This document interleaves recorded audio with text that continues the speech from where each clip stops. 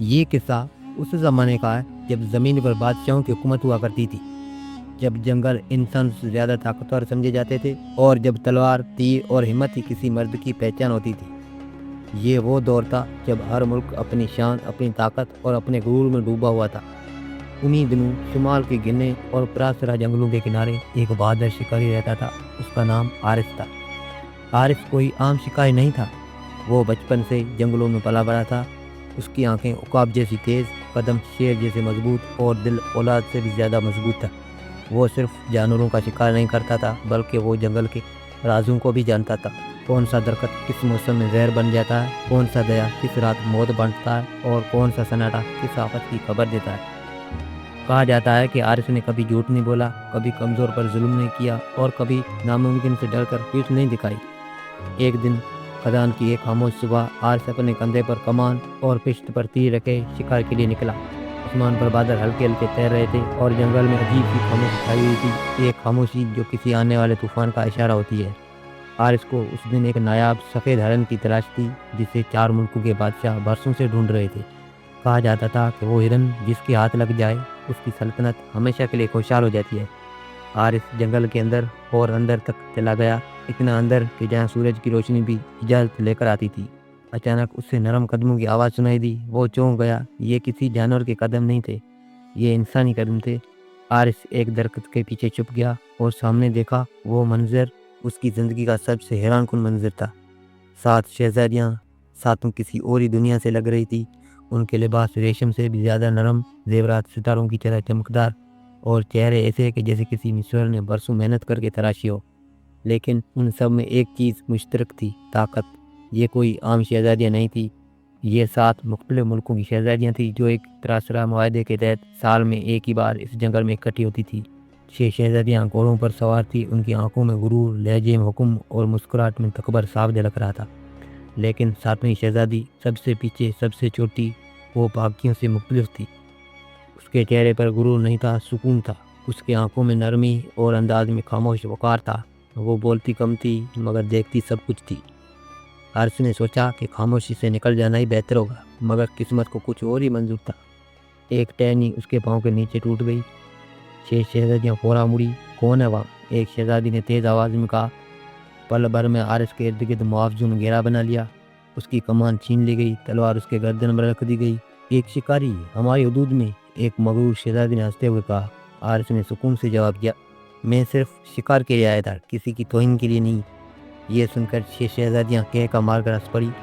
تمہیں معلوم بھی ہے تم کس کے سامنے کھڑے ہو؟ ہم 7 ملکوں کے وارث ہیں۔ حارث خاموش رہا، اس کی آنکھیں صرف 7ویں شہزادی پر تھی جو اب تک کچھ نہیں بولی تھی۔ آخرکار وہ بولی، اسے قتل مت کرو۔ اس کی آواز نرم تھی مگر اس میں ایسا وزن تھا کہ جنگل بھی خاموش ہو گیا۔ 6 شہزادیاں چونک گئی، کیا ایک معمولی شکاری کے لیے رحم؟ 7ویں شہزادی نے حارث کی طرف دیکھا اور کہا، ہر وہ شخص جو جنگل سے جیتا ہے معمولی نہیں ہوتا۔ یہ بات 6 شہزادیوں کی غرور کو چبھ گئی۔ ایک شہزادی آگے بڑھی اور طنزیہ لہجے میں بولی، اچھا اگر یہ اتنا ہی خاص ہے تو کیوں نہیں اسے آزمایا جائے؟ دوسری شہزادی نے کہا، ہاں اسے 7 کام دیے جائیں۔ تیسری نے تالیاں بجائی، ایسے کام جو ناممکن ہو۔ چوتھی شہزادی نے زہر کھند مسکراہٹ کے ساتھ کہا، اگر ایک بھی کام میں ناکام ہوا تو اس کی گردن اڑا دی جائے گی۔ حارث نے پہلی بار مسکرا کر کہا، اور اگر میں سب کر دوں تو؟ جنگل میں سناٹا چھا گیا، شہزادیاں ایک دوسرے کو دیکھنے لگی۔ 7ویں شہزادی نے آہستہ سے کہا، پھر اسے آزادی ملے گی۔ 6 شہزادیاں ہنس پڑی، ناممکن کو کون پورا کرتا ہے، یہ تو کھیل ہوگا۔ حارث نے آسمان کی طرف دیکھا اور پھر زمین کو چھوا اور بولا، میں ہر چیلنج کو قبول کرتا ہوں۔ اسی لمحے قسمت نے اپنا پہلا قدم رکھ دیا۔ 7 کام، 7 ملک اور ایک شکاری جو تاریخ بدلنے والا تھا۔ 7 شہزادیاں سنہرے خیمے میں بیٹھی تھی۔ جنگل کے بیچوں بیچ وہ خیمہ ایسا لگ رہا تھا جیسے کسی اور دنیا کا ٹکڑا زمین پر آ گیا ہو۔ حارث مضبوط زنجیروں میں جکڑا ہوا ان کے سامنے کھڑا تھا مگر اس کے چہرے پر خوف کا کوئی نشان نہ تھا۔ 6 شہزادیاں ریشمی تکیوں پر نیم دراز تھی، ان کے چہروں پر وہی پرانا غرور، وہی سرد مسکراہٹ۔ 7ویں سب سے چھوٹی شہزادی خاموشی سے ایک طرف بیٹھی تھی، آنکھوں میں گہری سوچ۔ پہلی شہزادی جس کا تعلق ریگستان اعظم کی سلطنت سے تھا آگے بڑھی۔ اس کے لباس پر سنہرے داغوں سے سوئج بنا ہوا تھا۔ وہ طنزیہ مسکراہٹ کے ساتھ بولی، شکاری تمہارا پہلا کام میرے دیش سے ہوگا، ایک ایسا دیش جہاں موت بھی پیاس سے مر جاتی ہے۔ سب ہنس پڑی۔ میرے ملک کے بیچوں بیچ ایک صحرا ہے، مردہ صحرا، وہاں نہ بارش ہوتی ہے، نہ درخت اگتی ہے، نہ پرندہ آتا ہے، صدیوں سے وہاں کوئی واپس نہیں آیا۔ اس نے عارض کے آنکھوں میں دیکھتے ہوئے کہا، تمہیں اس صحرا کے این وسط سے زندہ پانی لا کر دینا ہوگا۔ عارض نے بے چینی سے گری، زندہ پانی؟ شہزادی نے کہہ لگایا، ہاں، وہ پانی جو خود بہتا ہے، جو کبھی نہ سرتا ہو اور جو مردہ کو بھی زندہ کر دے۔ ایک اور شہزادی بولی، یہ پانی صرف ایک چشمے سے نکلتا ہے جسے روح زمین کہتی ہے۔ تیسری نے مزید زیر گولا، وہ چشمہ ایک ایسے مقام پر ہے جہاں ریت سانپوں کی طرح حرکت کرتی ہے اور وقت انسان کا دشمن بن جاتا ہے۔ عارض خاموشی سے سنتا رہا۔ چھٹی شہزادی نے آخری وار کیا، تمہیں 3 دن اور 3 راتیں دی جائے گی۔ اگر ایک لمحہ بھی دیر ہوئے تو تمہارا سر ہمارے قدموں میں ہوگا۔ جنگل میں ہوا تیز ہو گئی، سب کی نظریں 7ویں شہزادی پر گئی۔ وہ آہستہ سے بولی، اگر وہ زندہ پانی لے آیا تو پہلا کام پورا مانا جائے گا۔ عارض نے سر جھکایا، میں تیار ہوں۔ مردہ صحرا کا سفر۔ اسی رات عارض کو ایک تنہا گھوڑا دیا گیا، نہ رہنما، نہ نقشہ، نہ مدد۔ جب وہ مردہ صحرا میں داخل ہوا، جلتی ہوئی ہوا لگ رہی تھی، ریت انگاروں کی طرح دہک رہی تھی۔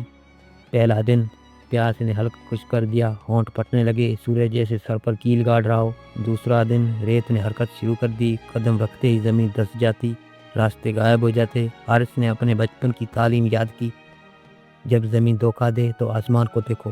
اس نے ستاروں سے سمت پہچانی۔ تیسری رات وہ آوازیں سننے لگا، کبھی ماں کی، کبھی باپ کی، کبھی موت کی۔ یہ صحرا کا جادو تھا۔ بہت سے لوگ یہیں پاگل ہو جاتے تھے، مگر عارض نے آنکھیں بند کی اور بولا، میں یہاں غرور کے لیے نہیں، امتحان کے لیے آیا ہوں۔ اچانک زمین ہلنے لگی، ریت الگ ہونے لگی اور اس کے بیچوں بیچ ایک سبز روشنی نمودار ہوئی۔ وہ تھا روح کا چشمہ۔ پانی شفاف، مگر اس میں روشنی سانس لیتی تھی۔ یہ عام پانی نہیں تھا، یہ وہ زندہ پانی تھا۔ جیسے ہی عارض نے برتن بھرنے کی کوشش کی، زمین سے ایک دیر ہیکل مخلوق ابھری، ریت اور پتھر سے بنی ہوئی۔ کون ہے جو روح زمین کو چھوتا ہے؟ عارض نے سر جھکا کر کہا، ایک شکاری جو غرور کے قید خانے سے آزادی چاہتا ہے۔ مخلوق خاموش ہو گئی۔ بہت آئے، سب لالچ میں آئے تو واپس نہ گئے۔ عارض نے کہا، میں پانی اپنے لیے نہیں، اپنے امتحان کے لیے لے جا رہا ہوں۔ لمبی خاموشی کے بعد مخلوق پیچھے ہٹ گئی۔ لے جاؤ، لیکن یاد رکھو، یہ پانی صرف سچ کے ہاتھ میں ہی زندہ رہتا ہے۔ عارض نے برتن بھرا اور تیز قدموں سے صحرا کی طرف نکل پڑا۔ تیسرے دن کی آخری گھڑی میں عارض خیمے کے سامنے کھڑا تھا۔ سب شہزادیاں حیران رہ گئی، یہ ناممکن ہے، ایک جی کی۔ عارض نے برتن زمین پر رکھا، جیسے ہی ڈھکن کھلا، زمین سبز ہونے لگی، مرجھائے پودے کھل اٹھے۔ زندہ پانی؟ 6 شہزادیاں ساکت رہ گئی۔ 7ویں شہزادی کی آنکھوں میں خاموش خوشی جھلکنے لگی۔ پہلی شہزادی نے دانت پیستے ہوئے کہا، پہلا کام پورا ہوا، مگر اس کے لہجے میں شکست تھی۔ عارض نے آسمان کی طرف دیکھا، یہ تو صرف شروعات تھی، 6 ناممکن کام ابھی باقی ہے۔ پہلے کام کی کامیابی کے بعد شہزادیاں ایک بار پھر سنہرے خیمے میں جمع ہوئی، مگر اس بار فضا بدلی ہوئی تھی۔ 6 شہزادیاں خاموش تھیں، ان کے غرور میں پہلے درار پڑ چکی تھی، اور 7ویں نرم دل شہزادی عارض کو پہلے سے زیادہ غور سے دیکھ رہی تھی۔ دوسری شہزادی، جس کا تعلق جزیزہ وقت کے سلطنت سے تھا، آہستہ آہستہ کھڑی ہوئی۔ اس کے بالوں میں چاندی کی لڑی جھل رہی تھی اور لباس پر ریت کی گھڑی کا نشان بنا تھا۔ وہ بولی، تم نے ریگستان کو ماں دے دی شکاری، لیکن اب جس دیش میں تمہیں بھیج رہی ہوں، وہاں طاقت نہیں، وقت خود قاتل ہے۔ اس نے ہاتھ اٹھایا، تیرے دیش کے کنارے ایک سمندر ہے، وقت کا الٹا سمندر، وہاں جو بھی داخل ہوتا ہے اس کی عمر الٹی چلنے لگتی ہے۔ ایک اور شہزادی نے طنزیہ ہنسی کے ساتھ کہا، جوان بوڑھا ہو جاتا ہے، بوڑھا بچہ بن جاتا ہے، اور بچہ وجود سے مٹ جاتا ہے۔ دوسری شہزادی نے عارض کی آنکھوں میں دیکھ کر کہا، تمہیں اس سمندر کے تہہ سے سچ کا موتی نکال کر لانا ہوگا۔ وہ موتی صرف اسے ملتا ہے جو اپنے ماضی کے جھوٹوں کا سامنا کر سکے۔ شرطیں اور سخت ہو گئی، تمہیں صرف ایک رات دی جاتی ہے، سورج نکلنے سے پہلے واپس نہ آئے تو کبھی واپس نہیں آؤ گے۔ 7ویں شہزادی نے دھیمی آواز میں کہا، موتی زندہ حالت میں ہونا چاہیے، وقت سے ٹوٹا ہوا نہیں۔ عارض نے گہرا سانس لیا، میں تیار ہوں۔ جب عارض اس سمندر کے کنارے پہنچا، لہریں آگے نہیں پیچھے جا رہی تھی۔ چاند کی روشنی میں پانی چمک رہا تھا، مگر اس میں عجیب اداسی تھی۔ اس نے جیسے ہی قدم پانی میں رکھا، اس کے ہاتھوں کی جلد بدلنے لگی، ایک لکیر گہری ہو گئی، الٹا وقت چل پڑا تھا۔ عارض نے خود کو رسی سے باندھا جو ایک چٹان سے بندھی تھی، تاکہ اگر وقت نے اسے نگلنا چاہا تو وہ واپس کھینچا جا سکے۔ سمندر میں اترتے ہی مناظر بدلنے لگے۔ وہ اپنے بچپن کو دیکھنے لگا، ماں کا چہرہ، پہلا شکار، پہلی فتح اور پہلی غلطی۔ ایک آواز گونجی، سچ کا موتی چاہیے تو پہلے سچ قبول کرو۔ پانی میں اس کا عکس بولا، کیا تم نے کبھی کسی بے گناہ کا شکار کیا ہے؟ عارف کی دل پر تیر سا لگا، اس نے آنکھیں بند کر کے کہا ہاں ایک بار، اور وہ بوجھ میں آج تک اٹھائی ہوئی سمندر تھم گیا۔ اگلا سوال آیا، کیا تم نے کبھی اپنی بہادری پر غرور کیا ہے؟ عارف نے کہا ہاں، اور اسی غرور نے مجھے اندھا کیا۔ پانی مزید صاف ہو گیا۔ تیسری آواز آئی، کیا تم موت سے ڈرتے ہو؟ عارف نے مسکرا کر جواب دیا، میں موت سے نہیں، بے معنی زندگی سے ڈرتا ہوں۔ اچانک سمندر کی تہ چمکنے لگی، وہاں ایک سفید روشنی تیر رہی تھی، سچ کا موتی۔ جیسے ہی عارف نے ہاتھ بڑھایا، اس کا جسم کانپنے لگا، اس کی عمر مزید پیچھے جانے لگی۔ اسے محسوس ہوا کہ وہ کمزور ہو رہا ہے۔ اس نے خود سے کہا، اگر میں سچ کے لیے بوڑھا ہو جاؤں تو یہ سودا مہنگا نہیں۔ اس نے موتی پکڑ لیا، ایک زوردار لہر آئی اور اسے باہر پھینک دیا۔